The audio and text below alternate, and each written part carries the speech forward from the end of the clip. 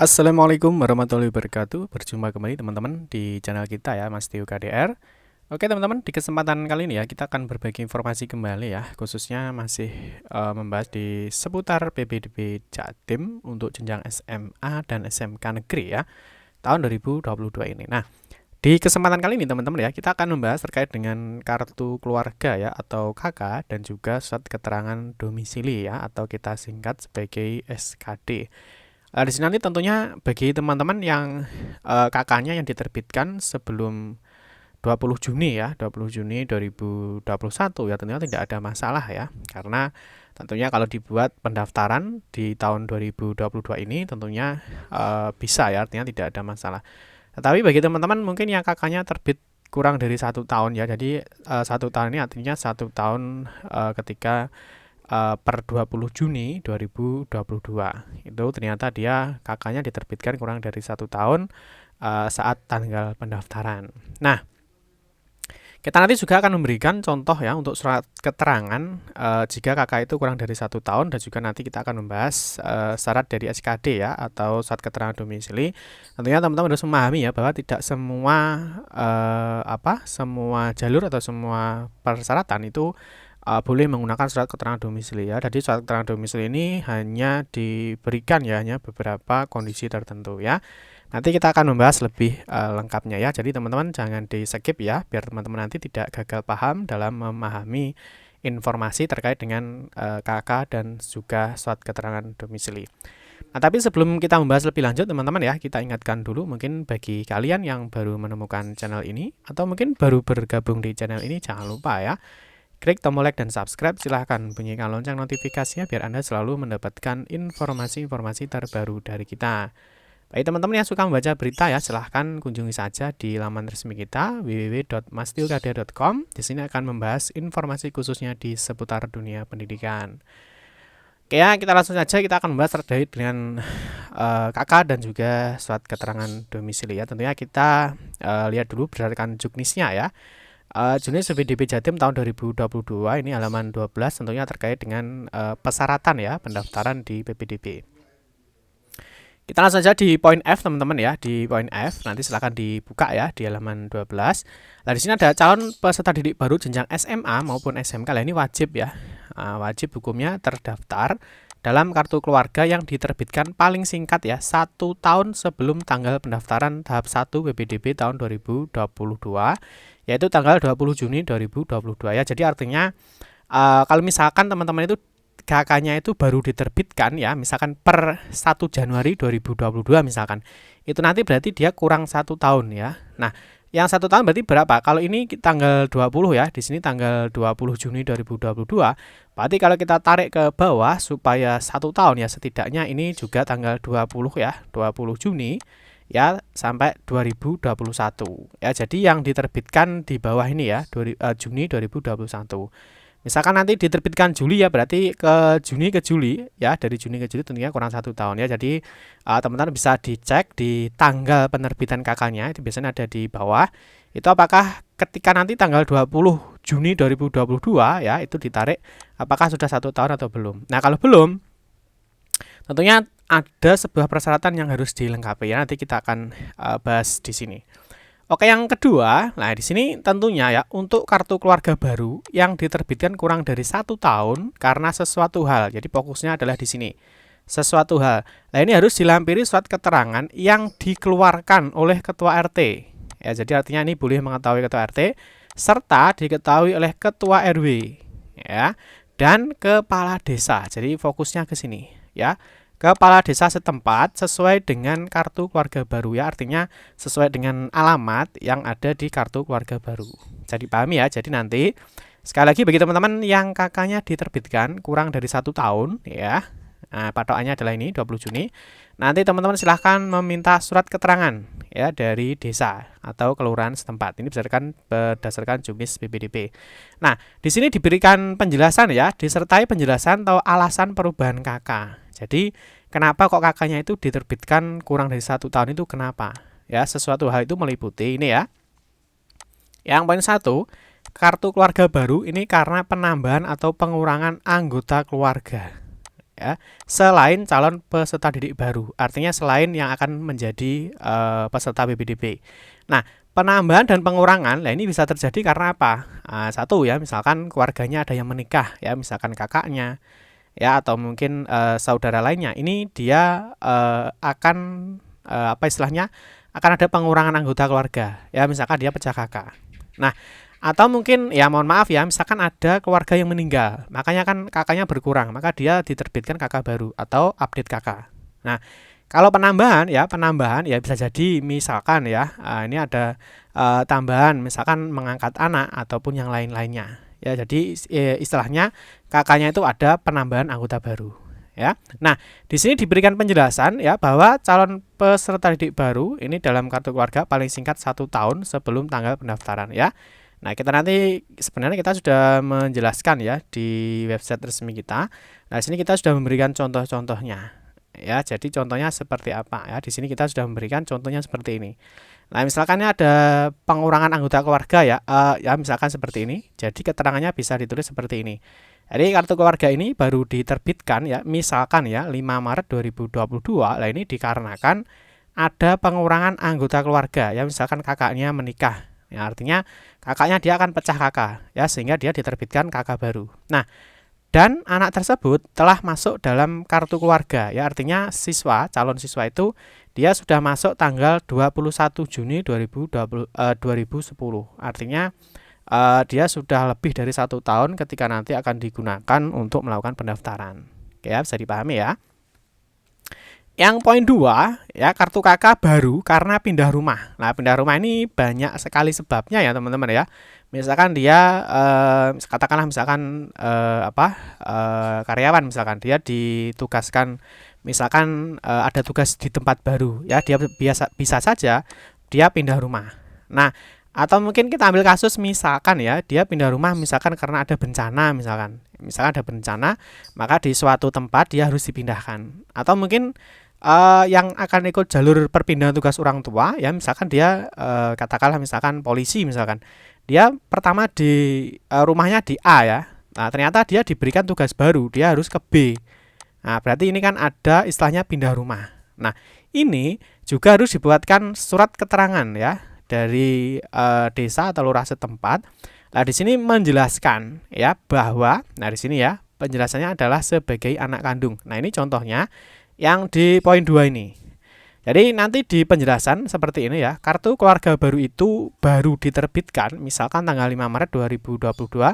Nah, ini dikarenakan pindah rumah atau alamat. Mungkin bisa dijelaskan ya, atau mungkin misalkan pindah tugas ya, atau mungkin terkena bencana ataupun yang lainnya. Ya, ini untuk penjelasan di poin 2. Dan yang paling penting adalah ini, anak tersebut adalah sebagai anak kandung. Nah, jadi artinya misalkan ini ada suatu kasus, misalkan ya, biasanya kan ada anak itu yang ketika mau PPDB ya, dalam tanda kutip, dia itu diikutkan misalkan saudaranya misalkan. Ya, seharusnya dia ikut orang tua kandungnya, tapi dia diikutkan kakaknya, misalkan kakaknya. Nah, itu kan berarti dia itu kan di kakak barunya kan bukan sebagai anak kandung. Nah, itu yang tidak boleh. Ya, bisa dipahami ya. Oke, next yang berikutnya lah, ini kita berikan nanti ketika pengisian ya. Jadi ketika nanti waktu pengambilan PIN, jadi ketika PIN itu nanti diambil ya, nanti ketika pengisian data, di sini nanti ada tanggal penerbitan KK. Nah, di sini nanti teman-teman masukkan ya, otomatis nanti akan terdeteksi apakah KK kalian itu kurang dari 1 tahun apa tidak. Nah, jika kurang dari 1 tahun, maka nanti akan ada informasi seperti ini ya. Nah, KK kurang dari 1 tahun penerbitan ya, harap mengunggah SK Dukcapil atau gunakan KK lama, atau mungkin teman-teman bisa menggunakan surat keterangan dari desa atau lurah. Nah, ini untuk gambar ini kita ambil di tahun kemarin ya, tahun 2021. Nanti yang tahun ini kita nanti akan cek apakah masih seperti ini apa tidak. Ya, jadi intinya nanti yang diupload itu adalah surat keterangan tadi. Ya, surat keterangan bahwa yang menerangkan KK itu diterbitkan baru itu karena apa. Seperti itu ya. Di sini ada foto SK dari Dukcapil, ini yang kemarin. Tahun kemarin boleh menggunakan surat pernyataan orang tua, boleh menggunakan surat keterangan dari desa ya untuk tahun kemarin ya. Untuk tahun ini nanti kita akan update informasinya. Tapi yang jelas menggunakan surat keterangan dari desa atau kelurahan. Nah, Bagaimana contohnya? Ya, contoh surat keterangan yang KK-nya itu diterbitkan kurang dari 1 tahun. Nah, contohnya adalah seperti ini. Ya, jadi contohnya adalah seperti ini ya, surat keterangan yang bertanda tangan di bawahnya adalah kepala kelurahan atau kepala desa dan seterusnya. Nah, di sini menerangkan ya, ini ada nama, tempat tanggal lahir, jenis kelamin. Yang paling pokok adalah di sini ya, nomor KK. Nah, karena ini ada hubungannya nanti dengan pengisian data kalian ya. Nah, berikutnya ada NIK. Nah, NIK ini adalah NIK calon siswanya. Jadi nanti yang akan mengikuti pendaftaran. Ya, di sini ada kewarganegaraan, agama, pekerjaan, status perkawinan, di sini ada alamat ya. Terus dijelaskan yang bersangkutan adalah penduduk sesuai dengan alamat tersebut sesuai di atas ya, dan seterusnya. Nah, yang paling penting itu adalah di poin ini yang saya beri kotak merah. Nah, isinya apa?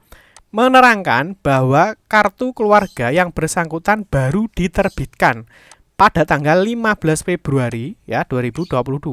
Nah, ini dikarenakan ada pengurangan anggota keluarga. Ini ternyata ayahnya meninggal ya. Mohon maaf ya, ini ternyata ayahnya meninggal dan anak tersebut telah masuk dalam kartu keluarga sejak tanggal 6 Desember 2006. Nah, ini sudah betul ya. Kita sudah sesuai dengan petunjuknya ya, sesuai dengan petunjuknya di sini bahwa ada pengurangan anggota keluarga dikarenakan mohon maaf ya, orang tuanya meninggal. Dari sini sudah dijelaskan seperti ini. Jadi ini sudah jelas ya bahwa kakaknya itu diperbarui 15 Februari 2002. Ini dikarenakan ada pengurangan anggota keluarganya dan anak tersebut ini sudah masuk di kakaknya itu sejak 6 Desember 2006. Ya, seperti itu ya, bisa dipahami ya.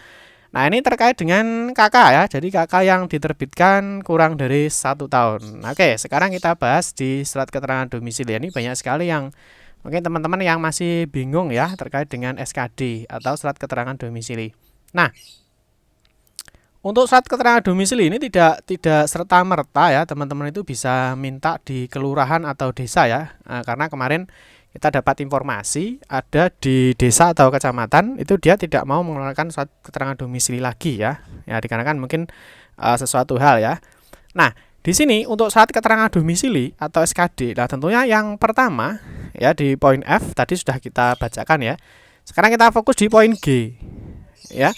Nah, dalam hal kartu keluarga sebagaimana dimaksud pada huruf F, ini tidak dimiliki oleh calon peserta didik baru karena keadaan tertentu. Ya, fokus kita adalah di keadaan tertentu. Nah, keadaan tertentu ini apa? Nanti kita jelaskan. Maka dapat diganti dengan surat keterangan domisili. Ya, jadi surat keterangan domisili itu boleh nanti teman-teman minta ketika teman-teman itu tidak memiliki kakak dan memiliki keadaan tertentu. Ya. Nah, surat keterangan domisili nanti diterbitkan oleh lurah atau kepala desa atau pejabat setempat lain yang berwenang tanpa dibatasi masa mulai berdomisili dan melampirkan fotokopi surat keputusan ya dari Badan Penanggulangan. Oke, saya klik dulu ya. Nah, dari Badan Penanggulangan Bencana Daerah BPBD setempat tentang status keadaan bencana. Nah, keadaan tertentu yang dimaksud, nah di sini ya, yang dimaksud pada huruf G itu adalah karena bencana alam ya dan karena bencana sosial ya. Nah, di sini bisa dijelaskan bahwa surat keterangan domisili itu bisa diminta karena mungkin karena kena bencana ya, sehingga dia mungkin harus berpindah tempat sehingga nanti kakaknya itu sudah tidak sesuai dengan tempat yang ditempatinya sekarang. Maka dia boleh menggunakan surat keterangan domisili. Bisa dipahami ya.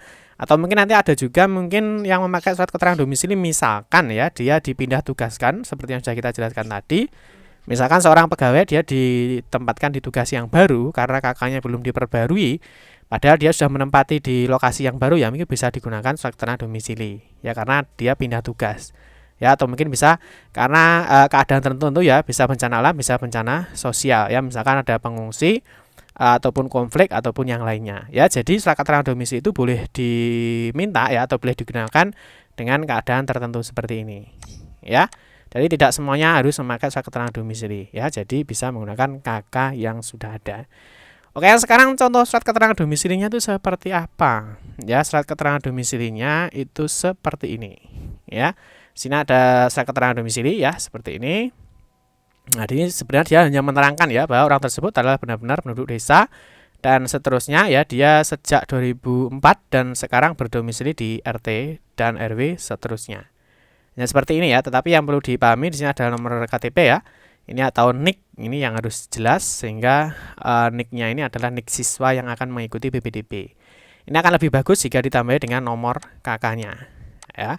Nah, ini untuk SKD ya. Jadi SKD itu atau surat keterangan domisili itu tidak